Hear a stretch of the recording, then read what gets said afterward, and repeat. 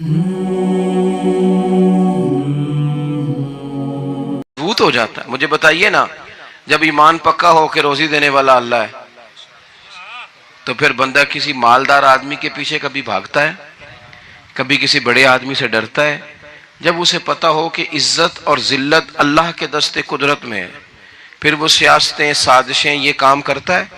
تو پہلے تو مضبوطی ایمان درکار ہے ہماری بچوں کے اندر، ہمارے مزاجوں کے اندر. جب تک وہ مضبوطی ایمان، حضرت مولا علی شیر خدا کرم اللہ تعالی وجہہ الکریم ایک دفعہ بڑے علیل ہو گئے تھے، کمزوری آ جاتی ہے، بندہ بیمار ہو جاتا ہے. تو ہمارے ہاں بیمار لوگ بعض اوقات ایسا جملہ بولتے ہیں جو کفر کے زمرے میں چلا جاتا ہے. آپ پریشان ضرور ہیں، تکلیف میں ضرور ہیں، لیکن آپ بات وہی کریں گے جو شریعت اجازت دیتی ہے. حضرت علی شیر خدا شدید علیل تھے. ایک صحابی تیمارداری کرنے گئے تو حضرت مولا علی کا چہرہ دیکھ کے پریشان ہو گئے، کہنے لگے آپ تو بڑے سخت علیل ہیں، اللہ خیر کرے، اللہ تعالیٰ آپ کو صحت دے. تو حضرت علی کہنے لگے تو فکر نہ کر، مجھے اس بیماری سے کچھ بھی نہیں ہوگا.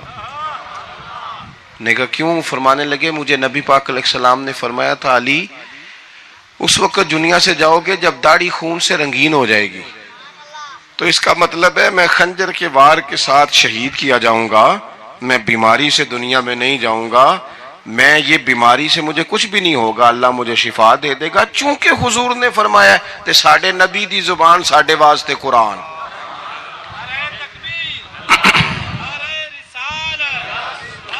تو سب سے پہلے تو اپنے ایمان کے اندر، توکل کے اندر مضبوطی پیدا کریں. مسلمان دیکھو نا، نماز پڑھنے سے روزی میں برکت ہوتی ہے کہ نہیں؟ ویسے جو چوپ ہیں ان کی بھی ہوتی ہے کہ نہیں؟ نماز پڑھنے سے روزی میں برکت ہے. تو پھر اس کا مطلب یہ ہے کہ جب ٹائم آئے نا نماز کا تو گاہک جتنے مرضی کھڑے ہوں پھر دکان بند کرنی چاہیے، پھر نماز پڑھنی چاہیے، کیونکہ روزی تو اللہ نے دینی ہے، گاہکوں نے تو دینی. تو سب سے پہلے ضروری ہے مضبوطی ایمان. میری طرف دیکھیں جی، آپ ویڈیو ضرور بنائیں پر میری طرف بھی تو دیکھیں نا جی، اللہ آپ کو خوش رکھے. موبائل اللہ تو مہنگے دے وے پر ساری دیڑی یہ کام تری نہ کروں. آپ بنائیں ضرور، میں ویڈیو بنانے سے منع نہیں کرتا، سارے بنائیں بے شک، پر دیکھیں میری طرف، میری بات پر غور کریں. دوستو مضبوطی ایمان، توکل، اللہ کی ذات پر بھروسہ. آپ کبھی میدان کربلا کا پورا نقشہ اپنے سامنے رکھیں نا، پورا نقشہ. دو چیزیں ہیں، امام حسین کو نظر آ رہا ہے اب شہادت ہو جائے گی، اتنی بڑی فوج آئی ہے، خدا کی حکمت کے تقاضے سمجھ میں آ رہے ہیں، حالات کیا ہوں گے سمجھ آ رہی، پر ایک لمحے کے لیے بھی ان کا توکل کمزور نہیں ہوا. اپنے رب پر جو مضبوط بھروسہ ہے، مضبوط. سیدہ طیبہ طاہرہ حضرت فاطمہ الزہرا رضی اللہ تعالی عنہا نا اونٹ کے بالوں کی بنی ہوئی چادر اوڑھ کر چکی پیس رہی تھی.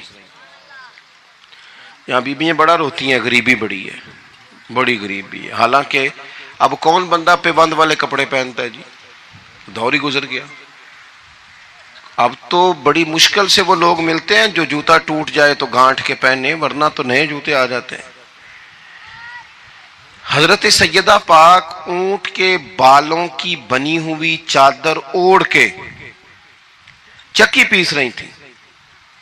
نبی پاک صلی اللہ علیہ وسلم نے دیکھا، آنکھوں میں آنسو ضرور آئے، پر محبوب نے فرمایا فاطمہ دنیا میں تھوڑی سی تکلیف برداشت کرو، قیامت کی ساری عزت اللہ آپ کو ہی عطا فرمائے گا. تو توکل کی مضبوطی، اللہ کی ذات پر بھروسہ، اپنے رب کریم کے ساتھ امیدوں کا وابستہ کرنا، اس سے مضبوطی آئے. دوسرا فرمایا وَعَمِلُوا الصَّالِحَاتِ، بہترین عمل کیا جائے زندگی میں، نیک اعمال کیے جائے، وقت ضائع نہ کیا جائے. ہر وقت کوئی نہ کوئی کام بندہ کرتا رہے. یہاں بہت سارے لوگ ہیں جن کو لوگ نیک کہنا شروع کر دیتے ہیں نا، وہ سمجھ لیتے ہیں شاید ہم سچی مچی نیک ہیں. لوگ جو کہتے ہیں حضرت صاحب قبلہ، پیر صاحب قبلہ، میں یہ طالب علموں کو دوستوں کو، بلکہ اپنے آپ کو بھی کئی دفعہ کہتا رہتا ہوں، اپنے آپ کو سمجھاتا ہوں کہ یہ لوگ تجھے کہہ رہے ہیں حضرت صاحب، یہ تو رات کو تو اپنے آپ سے پوچھنا، اپنے رب سے پوچھ. کبھی موقع ملے تو اپنی گریبان میں جھانک، غور کر کے تیری کیفیت کیا ہے. تنہائی میں تیرا دل اللہ سے جڑتا ہے کہ نہیں؟ عبادت میں دل لگتا ہے کہ نہیں؟ خدا کا خوف دل میں رہتا ہے کہ نہیں؟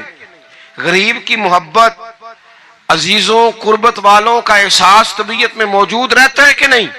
ویسے تو میرا مطلب ہے، لوگ کہہ دیتے ہیں حاجی صاحب آپ بڑے سخی ہیں، تو اس سے تو نہیں نا بندے نے سخی ہونا. سخی تو تب ہونا ہے جب اللہ کی بارگاہ میں مقبول ہوگا. اعمال صالحہ، نیک کام، اور وہ کرتا رہے بندہ، کوئی بھی کام اسے نیکی کا مل جائے نا.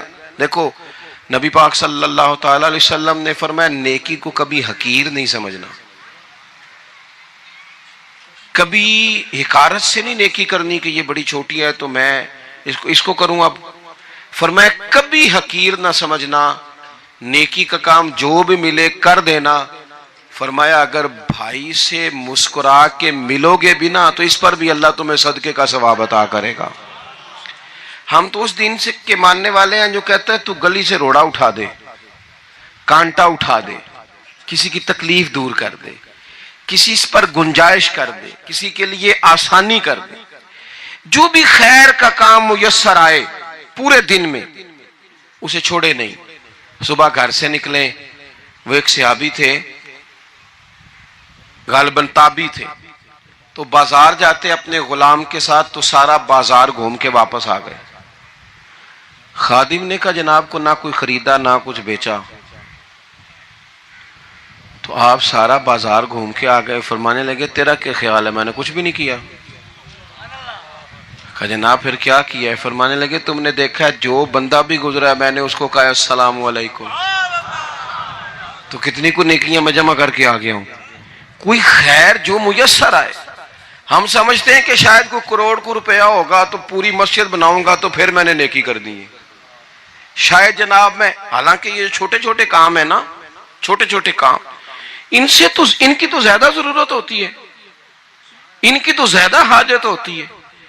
کوئی آپ رستے میں گزر رہے ہیں تو نیچے کوئی کھڈا بنا ہوا ہے تو اس پر ہم کیا کرتے ہیں؟ گاڑی میں بیٹھ کے تبصرہ کرتے ہیں اے روڈ کھورے کدوں بننا ہے. بھئی یہ کھڈا ہے نا تو آپ نیچے اترے نا، تو آپ دھابڑا لیں نا، کئی پکڑے نا، یہ تو 5 منٹ کا کام ہے. یہاں آسانی کر دیں نا، آپ اس میں گنجائش کر دیں. حضور سید عالم علیہ السلام نے فرمایا، امام راضی نے حدیث لکھی ہے، قیامت کے دن ایک بندے کو اللہ معاف کرے گا تو مالک وہ بندہ عرض کرے گا یا اللہ میں تو بڑا گنہگار ہوں، کس وجہ سے معافی ہوئی؟ فرمایا رات کے وقت تو گزر رہا تھا، تیرے پیر سے روڑا ٹکرایا تھا اور تو نے اٹھایا ادھر ادھر دیکھ کے کہ کوئی اللہ کے کسی بندے کو تکلیف نہ ہو جائے. کہا مالک ہو وہ تو میں نے زمانہ بیت گیا، کوئی اتنی بڑی بات بھی نہیں سمجھی. تو رب کریم نے فرمایا تو رات کے اندھیروں میں بھی میرے بندوں کا خیال رکھتا تھا تو میں تیرا خیال نہ کروں؟ کوئی عمل ہمارے ہاں لوگ کوئی کام نہیں کرتے، بالکل نہیں، کوئی کام نہیں، نہ بڑے نہ چھوٹے نہ سمجھدار نہ ان پڑھ، کچھ بھی نہیں. نشستن گفتن برخاستن، بیٹھو راج کے گپے مارو، تبصرے کرو فلانا کچھ نہیں کر رہا، فلانا کچھ نہیں کر رہا، اس کے بعد اٹھ کے چلے جاؤ. کچھ کریں. وعملوا الصالحات، نیکیاں جمع کریں زندگی میں، خزانہ بنائیں، خزانہ. اپنی ڈیوٹیاں اپنی ذمہ داریاں پوری کریں، ہر وقت کام، ہر وقت ذمہ داری، ہر وقت ڈیوٹی. دیکھیں نا امام حسن اور حسین، ان کی آپ کبھی زندگی کا مطالعہ کریں. فرض نماز کے علاوہ 100 رکعت نماز نفل روز پڑھنی ہے. پتہ کرنا ہے غریب کہاں کہاں ہیں، ان کا خیال رکھنا ہے، اور نیرے پیسے نہیں دینے. ہمارے لوگ غریبوں کو پیسے ضرور دیتے ہیں، عزت نہیں دیتے. ان کو 4 پیسے کی مدد ضرور کر دیتے ہیں پر عزت نفس کا خیال نہیں رکھتے. امام زین العابدین رضی اللہ تعالیٰ عنہ فرماتے ہیں، گزر رہے تھے، آپ دیکھیں نا امام غزالی حدیث لائے ہیں کہ بندہ اور کچھ نہ کرے، کسی مومن کا دل راضی کر دے تو اللہ 60 سال کی نفلی عبادت کا ثواب عطا کرتا ہے. دل بدستاور کے حج اکبر است، از ہزارہ کعبہ یک دل بہتر است. کسی کا دل خوش کر دینا، اس کو راحت دے دینا، اس کو قرار دے دینا، اس کے لیے کوئی ایسا سامان کر دینا کہ بندہ مطمئن ہو جائے، سکون ہو جائے. یہ ہمارے ہاں جو لوگ ہوتے ہیں نا سرکاری ملازمین ڈیوٹیوں والے، ان کی طبیعتوں میں تلخی ہوتی ہے. یہ اگر صرف پیار کرنے لگ جائے نا، میں کچھ میڈیکل سے وابستہ لوگ میرے احباب میں سے ہیں تو میں ان سے کہتا ہوں کہ شفا تو اللہ نے دینی ہے، چلو تم دعائی تو آج کے دیا کرو نا، تم آنے والے کی بات تو توجہ سے سنو.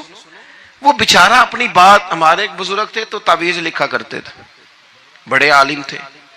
مجھے کچھ تھوڑی سی نا میرے دل میں ان کے بارے میں خفگی رہتی تھی کہ آپ اتنے بڑے عالم ہیں، آپ کتاب لکھیں، آپ تعویذ لکھ رہے ہیں، اور پھر لوگوں نے کمائی کرنی ہوتی ہے، آپ تو مفت دیتے ہیں سارا کچھ. اتنی لمبی ڈیوٹی، سارا دن بیٹھے رہتے ہیں آپ اور لکھتے تعویذ ہیں، پڑھائیں آپ. میں نے ایک دن ان سے گزارش کی، میں نے کہا شیخ آپ بڑے آدمی ہیں، جن لوگوں کو اللہ نے رسوخ فی العلم عطا فرمایا ہوتا ہے ان میں سے آپ ہیں. اللہ نے آپ کو پختگی دی ہے علم میں، شعوری عالم ہے آپ، سارا دن تعویذ. فرمانے لگے یار میں تعویذ نہیں لکھتا، اصل مسئلہ یہ ہے کہ جو تعویذ لینے آتا ہے وہ اپنا سارا دکھ سناتا ہے. تو میں تعویذ نہیں لکھتا، میں نا بس لوگوں کے کلیجے ٹھنڈے کرتا ہوں. میں کسی کا، اب تو بچوں کے پاس ٹائم ہی نہیں، وہ تو ابا کا دکھ نہیں سنتے، بالکل نہیں. وہ تو ڈھونڈتے ہیں کوئی کونا ملے تو جا کے موبائل دیکھیں، وہ تو بیٹھتے ہی نہیں. اماں کہہ رہی ہوتی ہے کہ پتر کو 10 منٹ میرے پاس بھی بیٹھا کر، لیکن پتر مصروف بڑا ہے، ویڈیو چڑھانی ہے اس نے، ٹک ٹاک بنانا ہے اس نے نئی تصویر چڑھانی ہے. ہم الجھ گئے. یہ چیزیں انسان کو نفسیاتی طور پر کمزور کر دیتی ہیں. جو لوگ زیادہ یہ کام کرتے ہیں ان کے حافظے کمزور ہو جاتے ہیں، وہ الجھ جاتے ہیں، انہیں پتہ نہیں ہوتا رات میں نے کیا کہا تھا، صبح میں کیا کہہ رہا ہوں. ہر وقت نہیں، ضرورت کے وقت، ہر ٹائم نہیں، مخصوص اوقات میں. حضرت امام زین العابدین رضی اللہ تعالیٰ عنہ فرمانے لگے، ہم گزر رہے تھے، امام حسین ساتھ تھے، تو رستے میں نا کچھ غربا، غریب لوگ بیٹھ کے کھانا کھا رہے تھے. کہتے ہیں ہماری ان پر نظر پڑی تو انہوں نے حضرت امام حسین رضی اللہ تعالیٰ عنہ سے کہا حضور آئیے تشریف لائیے کھانا کھائیے. وہ ضروری نہیں ہوتا آپ کو سب کا کھانا پسند ہی آئے، ٹیسٹ اپنے اپنے ہوتے ہیں، یہ ضروری تو نہیں. کھانا پسند نہ بھی آئے تو دل تو پھر بھی راضی رکھنا چاہیے نا. قربان جائیں، نبی پاک نے کس طرح ہماری تربیت کی. حضرت عائشہ صدیقہ رضی اللہ تعالیٰ عنہ فرماتی ہیں کریم محبوب کا میں نے یہ طریقہ دیکھا کہ اگر کھانا ناپسند ہوتا تو چھوڑ دیتے، پر کبھی اس میں سے نقص نہ نکالتے، عیب جوئی نہ کرتے. گرمی کے موسم میں کھڑی ہے بیچاری خاتون، اور کتنی مشقت سے اس نے کھانا بنایا، اور کتنی گرمی سہی ہے چولہے کے سامنے، لیکن صاحب وہ کھانا رکھا ہے تو وہ کہتے ہیں یہ تو کی پکایا ہے، وہ کھانے والی چیز ہے بھئی اس طرح کرنا. اب جو اگلی ہنڈی ہے وہ تو پکا، نہ تو کھڑا ہو.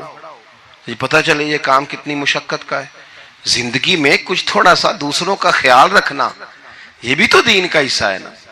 آپ اپنی زندگی میں ہمیشہ اپنے لیے سوچیں، کسی اور کا سوچیں ہی نہ. تو میرے عزیز یاد رکھیں گے آپ، امام زین العابدین کہتے ہیں نبی پاک صلی اللہ تعالیٰ علیہ وآلہ وسلم نے نا حضرت امام علی مقام کی، امام حسن اور حسین کی اس طرح سے کچھ تربیت فرمائی تھی کہ غریب پروری ان کے اندر رچ بس گئی تھی، مزاج بن گیا تھا. وہ غربا بیٹھے تھے دسترخوان بچھائے سڑک کے کنارے، تو امام حسین گزرے تو انہوں نے آواز دی. امام صاحب روک گئے، کہنے لگے حضور تھوڑی روٹی نہیں کھا لیتے ہمارے ساتھ. تو امام صاحب آ گئے، نیچے بیٹھ گئے غریبوں کے ساتھ. کوئی جرت کرے نا، چلو امیروں نے تو غریبوں کے ساتھ بیٹھنے کی جرت نہیں کرنی، کوئی پیر ہی بیٹھ جائے غریبوں کے ساتھ، وہی مہربانی کر دے کہ میں پیر صاحب ہوں، قبلہ ہوں، تو میں ہی چلو لنگر کھا لوں مریدوں کے ساتھ بیٹھ کے. ہماری تو محفلوں میں بھی نا جی نعت خانوں کا، مولویوں کا، دوسروں کا کھانا اور ہوتا ہے، اور غریب آدمی کو شاپر میں چاول ڈال کے دیتے ہیں اور ساتھ اسے کہتے ہیں یہ لنگر شریف ہے. بھئی اگر یہ شریف ہے، تبرک ہے، تو اے پیر صاحب نو نہیں سی لنگدا، اڑتا ہے گلے میں لنگر ان کو. یہ لنگر شریف جو ہے یہ نعت خاں کو بھی تو گزرنا تبرک ہے کہ نہیں؟ ہاں نہ تو کرو نا. تو جیڑی زیادہ تبرک والی شے ہے وہ پیراں نو بھی تو کھانی چاہیے نا. نعت خواں کو اس کے لیے علیحدہ سے مرغ مسلم اعلیٰ کھانے. میں اکثر دوستوں سے کہتا ہوں چلو میلاد شریف پہ ہی صحیح سب کے لیے اچھا کھانا پکاؤ. چلو جس غریبوں کے بچوں کو بیچاروں کو سارا سال وہ بوٹیوں کے لیے لڑتے ہیں تم میلاد پہ ہی اچھی روٹی پکا دو تو بچہ جب کھائے گا نا بہت ساریاں بوٹیاں اور چاول اور اپنے ابا سے پوچھے گا کہ ابا جی آج کی گل ہے بڑا گوشت پہ لبد ہے. تو ہو سکتا ہے غریب باپ روئی پڑے اور اسے کہے پتر تو آج راج راج کے کھاج ساڑھے نبی پاک دا میلاد شریف ہے.